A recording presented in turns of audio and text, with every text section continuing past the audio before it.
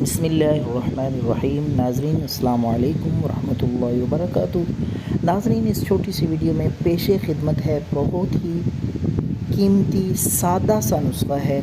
Allergy ہو، خارش ہو، پھوڑے پھنسیاں ہوں یا کھجلی نما جسم کے کسی بھی حصے پہ انفیکشن ہو تو اس کے لیے یہ سادہ سا نسخہ ہے جو آپ نے خود گھر پہ تیار کرنا ہے، اور انشاءاللہ فوری طور پہ ہر قسم کی الرجی، خارش اور کھجلی سے آرام آ جائے گا۔ 50 گرام آپ سرسوں کا تیل لے لیں اور اس میں 1 چمچ آپ ہر مڑ، یہ ہر انصار اسٹور سے بآسانی مل جاتی ہے، یہ بہت ہی قیمتی ہے، اس کی گھر میں دھونی بھی لوگ دیتے ہیں۔ یہ صدیوں سے استعمال شدہ ایک دیسی قدرتی چیز ہے، بہت ہی فائدہ مند ہے، اس کے بے شمار گھر میں فوائد ہیں، لیکن میں خارش کے لیے یہ نسخہ آپ کو بتا رہا ہوں۔ تو 1 چمچ آپ ہر مل 50 گرام سرسوں کے تیل میں، اور دوسری چیز وہ ہے